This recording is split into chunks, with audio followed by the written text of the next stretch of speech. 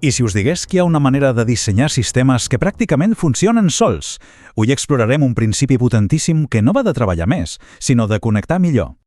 Sí, ja ho sé, pot sonar una pregunta una mica estranya, oi? Però la resposta és sorprenent i ens ajudarà a entendre una idea fonamental sobre com dissenyar de manera molt més eficient. Som-hi! El secret de tot plegat és en realitat ben senzill.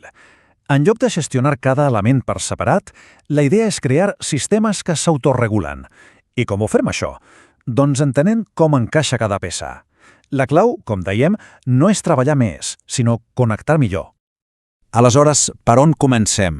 Doncs el primer pas és d'identificar el que anomenem components. Pensem-hi com si fos un gran trencaclosques. Cada peça compta, des d'una planta fins a un edifici. Tot el que ja hi és i tot el que volem afegir. I tot això per a què serveix? Bé, l'objectiu final és l'eficiència pura i dura. Volem un sistema on els elements col·laborin entre si, perquè això, al final, ens estalvia temps, energia i un munt de recursos.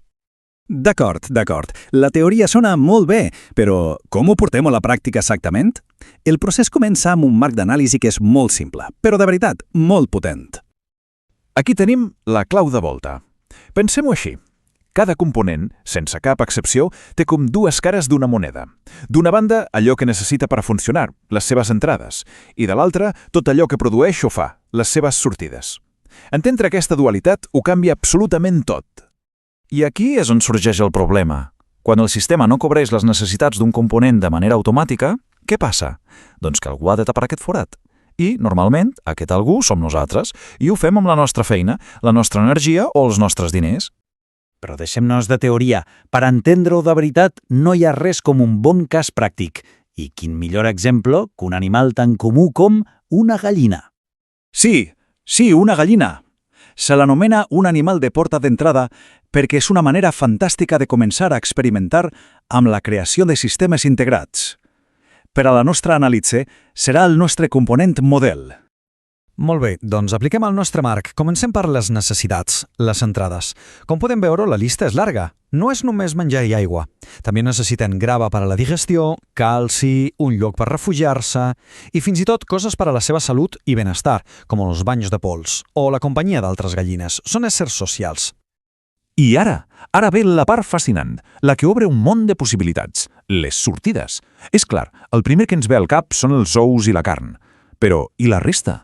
Produeixen fems, que són un fertilitzant boníssim, generen calor corporal que podem aprofitar. Fins i tot les seves plomes, els seus sons o els gasos que emeten són una sortida. Cada producte és una oportunitat de connexió. Però espereu, que encara n'hi ha més, i això és crucial. No només produeixen coses, sinó que també fan coses. Els seus comportaments també són sortides. Per exemple, el simple fet de rascar el terra, per a elles és un instint, però per al nostre sistema és una feina de llaurar o de remenar el compost que ens estalviem. Cada acció té un potencial amagat. Així que ja tenim tota la informació a la taula. Tenim les necessitats d'una banda i tots els productes i comportaments de l'altra. La gran pregunta ara és, què en fem de tot això per crear un disseny realment intel·ligent? Aquesta és la pregunta del millor. Com connectem les dues llistes? Com fem que les sortides d'un element cobreixin les necessitats d'un altre? Aquí és on passem de ser simples propietaris de components a ser dissenyadors de sistemes. I aquest exemple ho il·lustra a la perfecció. Imaginem un sistema, posem el galliner just al costat d'un hivernacle. Les gallines generen calor, oi? Doncs aquesta calor puja i ajuda a mantenir l'hivernacle calentet. Després, si dissenyem el seu pati amb un petit pendent, elles mateixes, rascant, van empenyent el seu jaç cap a una zona de compostatge. Ja no cal que ho fem nosaltres. Aquest compost, que és or pur per a les plantes, el tenim a tocar de l'hort. I per tancar el cercle, les restes de l'hort tornen directament a les gallines com a menjar. És un cicle perfecte que es retroalimenta. Aquest exemple de la gallina és fantàstic, però el més potent de tot és que aquesta manera de pensar es pot aplicar a gairebé tot. Anem a veure el principi general. I aquí tenim la gran lliçó. La clau no és tenir més coses, sinó crear més connexions útils entre les coses que ja tenim. L'objectiu final és dissenyar sistemes que ens treguin feina, no que ens en donin més. Però abans d'acabar, una reflexió final, molt important, que es resumeix en aquesta famosa frase. Què vol dir exactament? Doncs que podem passar hores dibuixant el pla perfecte sobre el paper, però la realitat del terreny sempre mana. El disseny és només el punt de partida.